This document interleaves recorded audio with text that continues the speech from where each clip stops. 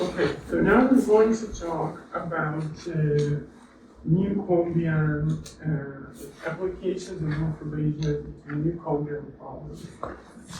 We'll start with a few examples to gradually more and more complicated examples to motivate, and then we'll have some kind of general theorem.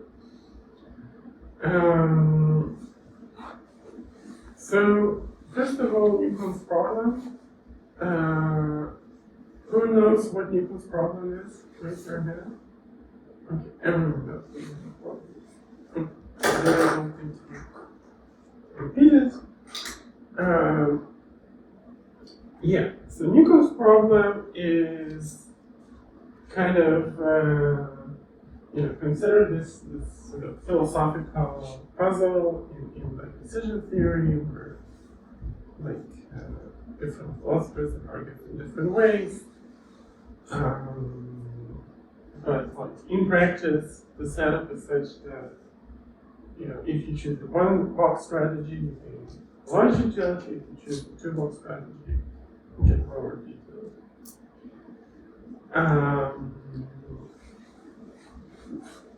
So let's try to, instead of thinking about it philosophically, the problem is that in philosophical decision theory, we come up with all sorts of ways to formalize the decision problem. Like if it's causal decision theory, then we assume there is some kind of causal network that describes the decision problem. Or if it's an evidential decision theory, then there is some probability distribution which includes both your own actions and the world.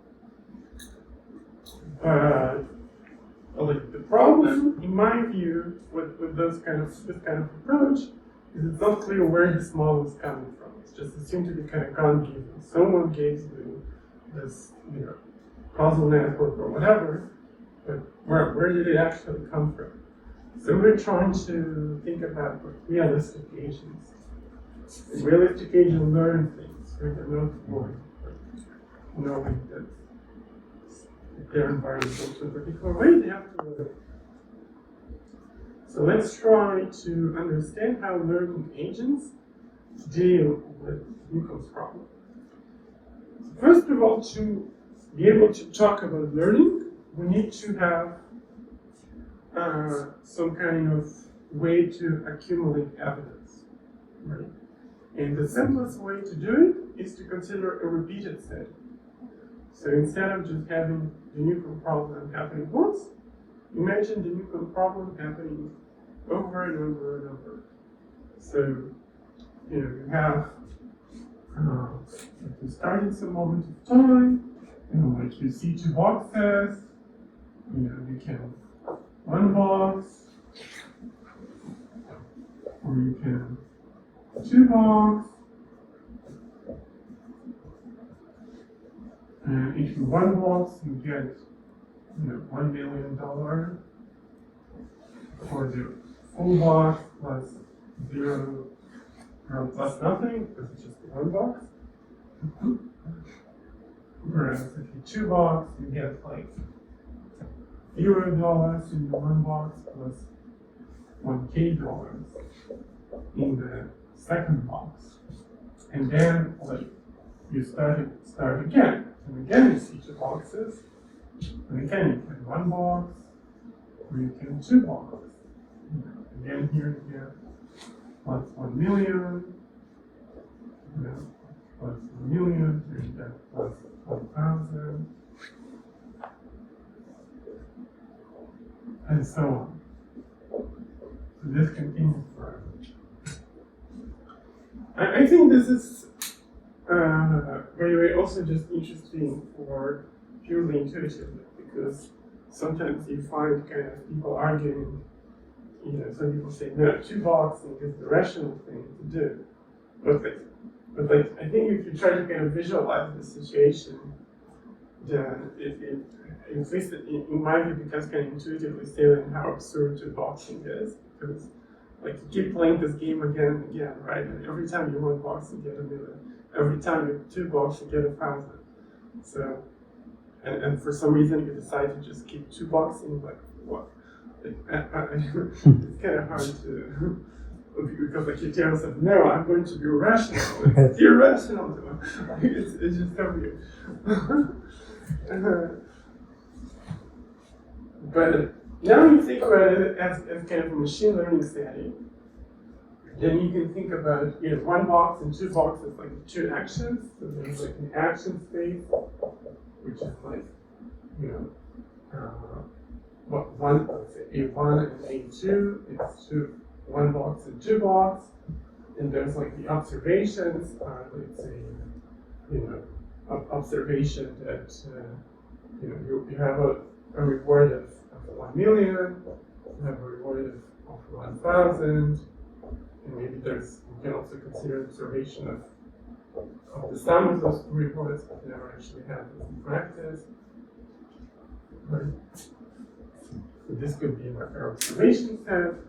And this is like a simple bandit, even just a deterministic bandit. Whenever you take A1, you get the million, or you take B2, you get 1,000.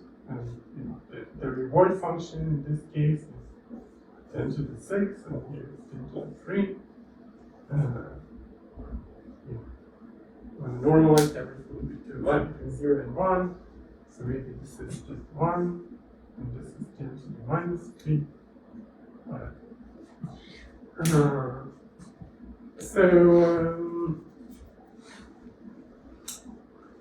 So obviously,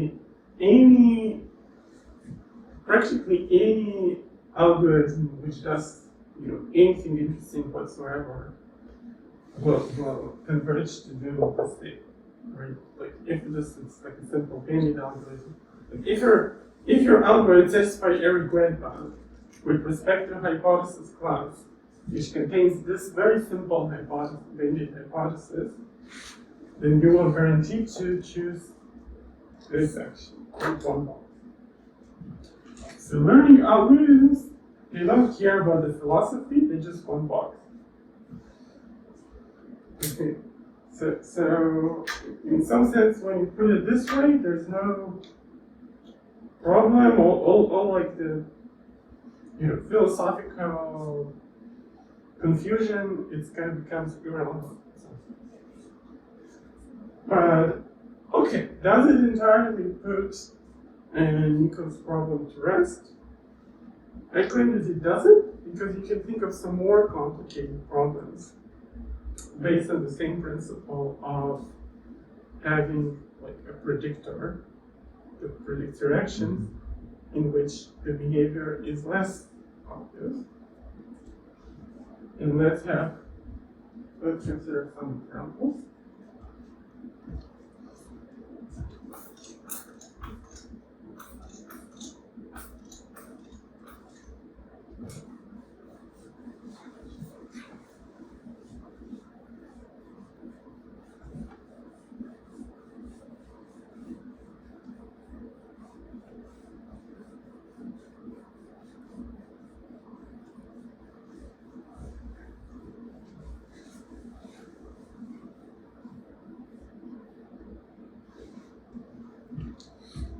So one example we can consider is XOR Blackmail. XOR Blackmail works like this. There is some event that happens with some fixed probability. Let's say that there is some probability, I don't know, of your house has termites, and you gotta pay a bunch of money to fix the termite issue. Yeah, exactly. So every month, there's like a probability of, I don't know, 1% or whatever, that your house gets a termite infestation. But then there is this blackmailer, and the blackmailer, it knows how to predict. It's very, they're very clever, so they know how to predict whether your house has termite infestation. But not just that, they also know how to predict how you would respond to various things they could tell you. And the blackmailer, it sometimes comes to you and says, give me $1,000 and it was the following thing is true. Either you will give me $100 or your house has a termite infestation. Exactly one of these is true. And you value the having termites at less than negative $100. Yeah, it tells you, give me $1,000. If you don't give me the $1,000, your house will have a termite infestation, which will cost you like $10,000 to fix. If you don't give it to me, then your house will not have. If you do give me that $1,000, then you won't have the termite infestation. And it's actually logically true what they're telling you, but the reason it's true is because they offer this blackmail if and only if they know that the statement is going to be true, right? Because they know whether you're going to accept the blackmail or reject it. So you give me money, XOR your house has termites, and you see the thing sometimes, and you'll only ever see it when it's true. And so, the question is, pay or not. Yeah, like if you're going to accept the blackmail, and you're not going to have termites, then you will get blackmail. If you're going to accept the blackmail and you will have termites, then you won't get blackmail. If you're going to reject the blackmail and you will have termites, then you will get blackmail. And we can make kind of a table. So kind of accept, reject, termites, no termites.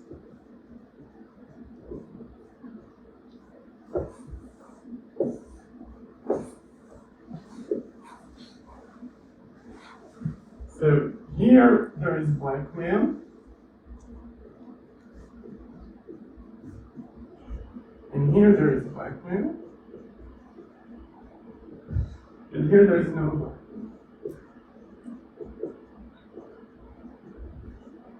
And here there is also blackmail.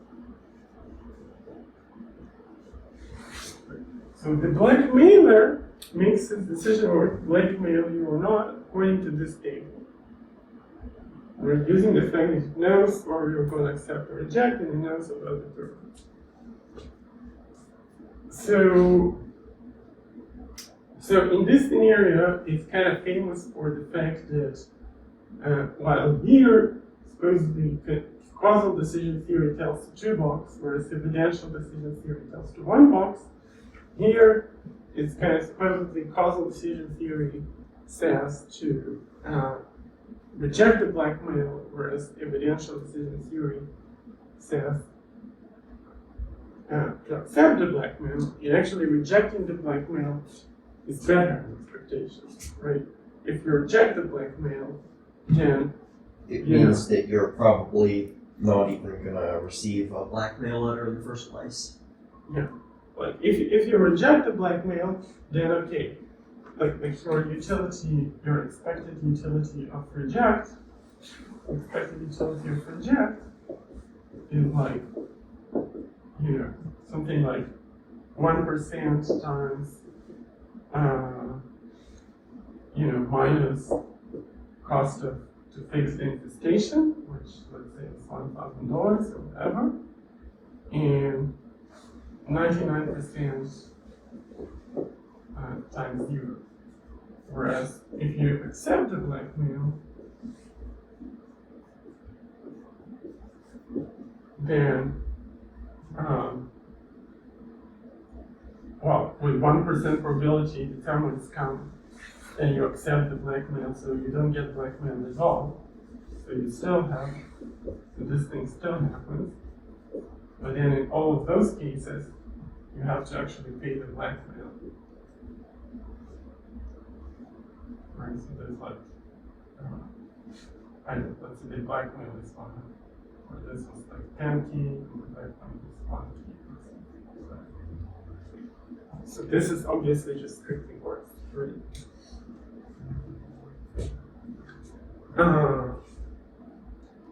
Okay, so how do learning algorithms deal with this? So it's not clear, right? Because because if they can. It's not clear how you deal with this because there's no simple like hypothesis which describes what's happening in this case. Like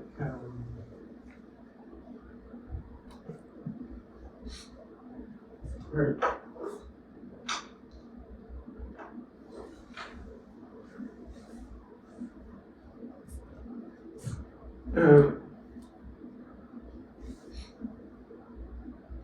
Like any model, there's no Bayesian way to model this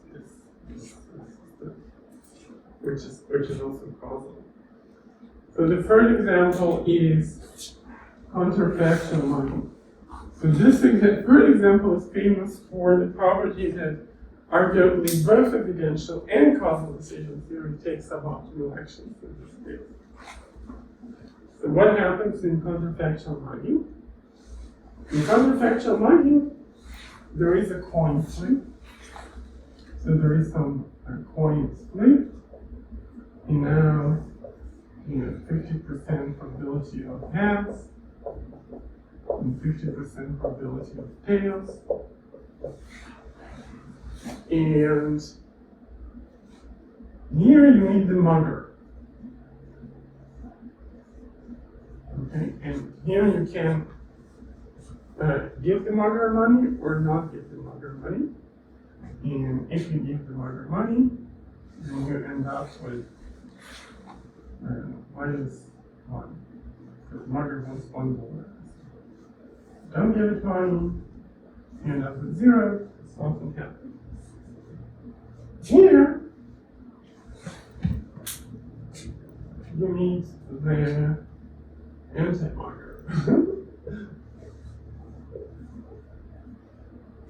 And the anti-mugger, it can either, here, it can either give you, so maybe so this is your action, right? So let's make it a different color. This is like, let's say this is red because you decide which branch you go. So here, the anti-mugger can either give you +10 or not give you any. But the catch is that the anti-mugger gives you +10 if and only if on this branch you would give the mugger the 1. And otherwise it gives you 0. Okay, so here the anti-mugger predicts what would happen in this branch. And if you take this action, if it predicts you take this action, it would take this co-action. Whereas if it predicts this, it will take this action. So now the optimal thing is to play this, right? Because if I play this, then my payoff is like the average between -1 and 10, so it's like 5.5. Whereas if I play this, my payoff is 0. Would it be 4.5? Yeah. 4.5. Yeah. 4.5. So, quick question back to the XOR Blackmail. Yes. So, like, it seems at first that the learning algorithm would just learn to accept the blackmail. Because every time it rejects, there are termites, and then if you just learn from the utility. But it depends what kind of learning algorithm. Yeah. I mean, if the learning algorithm is like it's kind of treats as the blackmail is just context, like a contextual bandit algorithm. It just kind of separately learns to take its action when there is blackmail and when there is no blackmail. Then you are right, it will just learn to accept it.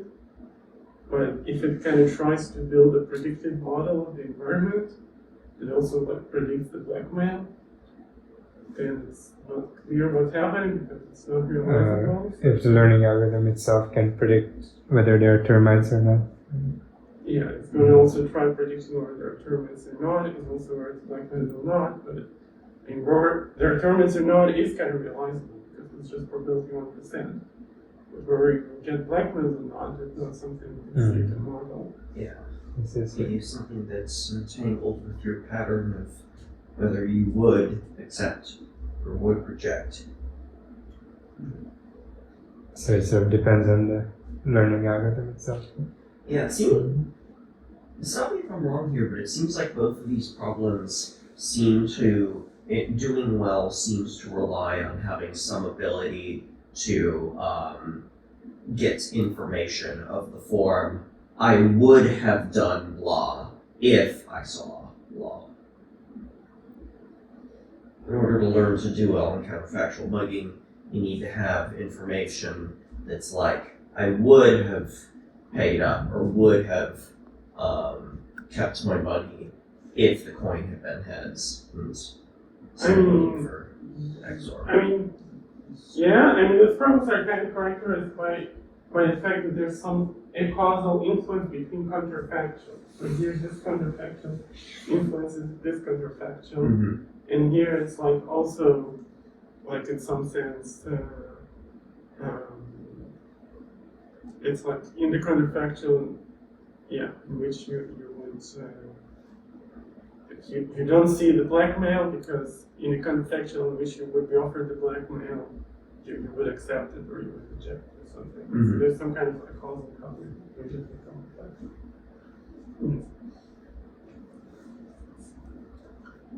Alright, so learning theory, just like simplistic kind of reinforcement learning doesn't save us in those problems where it's not guaranteed to, certainly not guaranteed to get converge to the optimal policy. But, and here's the upshot, information learning algorithms do converge to the optimal policy, and let's understand why. Are you talking about Casper's RIA stuff, or do you also have results that are like my chosen infra MDP algorithm also gets these? I'm not talking about RIA stuff at all. Okay. It's nothing to do with RIA stuff. So why do classical algorithms not converge? Why would it converge? I mean, again, it depends on the algorithm. It could have, the kind of the caveat or something is that, like, you could imagine an algorithm that would converge, which just does like a bandit over policies, right? If like your algorithm is just kind of in advance pre-committing to a particular policy, and then it's just like doing the bandit over different policies. That would work, but this is kind of not a very good Algorithm, because there are a lot of policies. yeah, because there's a lot of policies and the number of arms in your bandit is very big, and it's also not clear how to choose when you're supposed to be pre-committing. So it's this algorithm with the policies, it's kind of just it's kind of doing blind trial and error. It's not trying to learn a model at all. Just like you could try different policies and see what happens. It's like very inefficient, right? So in this case, why don't we conceptualize it as like there's like two arms, and you pick the arm like left or right, and then like you flip the coin, and then you get the result. In that case, it would converge, right? And that's what we did in the first example with Newcombs, where we just considered two arms.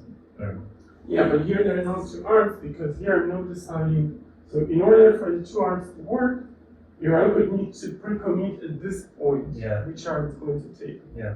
How does it know that it's supposed to pre-commit at this point? Okay. Like then you know, imagine, so if your algorithm just works by, you know, pre-committing at some random points to doing a bunch of stuff, then it has to like consider, okay, maybe I need to pre-commit for the next 1,000 time steps. So okay, so what now? Every policy for the next 1,000 time steps is an arm, and I need to like try every one of them in order to know what But to in do. Newcombs, we didn't talk about policies. We just pre-committed before the boxes were filled, whether we would take sort of 1 or 2 boxes, right? Because in Newcombs you don't need to pre-commit. Like you just either take the full box or take it's either 1 box or 2 boxes, right? You don't need to like. But I mean, like in terms of the world model or whatever, the reason it can work is because the omega can see what policy you're going to do and accordingly fill the boxes with the appropriate amount of money. Okay. Yeah. So what? So that means that the way we formalize Newcombs in here kind of implies that we're choosing the policy route, like of whether to 1 box or 2 box, and then omega sees what you chose and then fills the boxes accordingly so that you get the reward that you defined.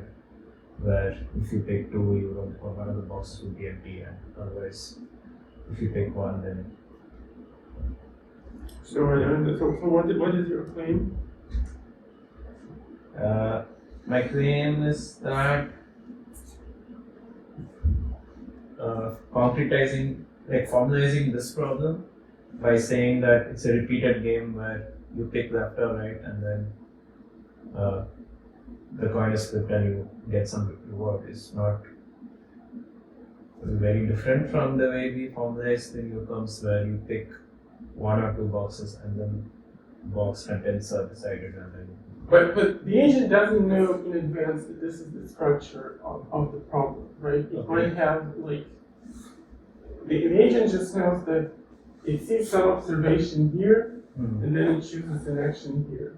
Okay. And then maybe here there's another action which doesn't do anything, and then it sees that this observation. And here maybe there's another observation that doesn't do anything.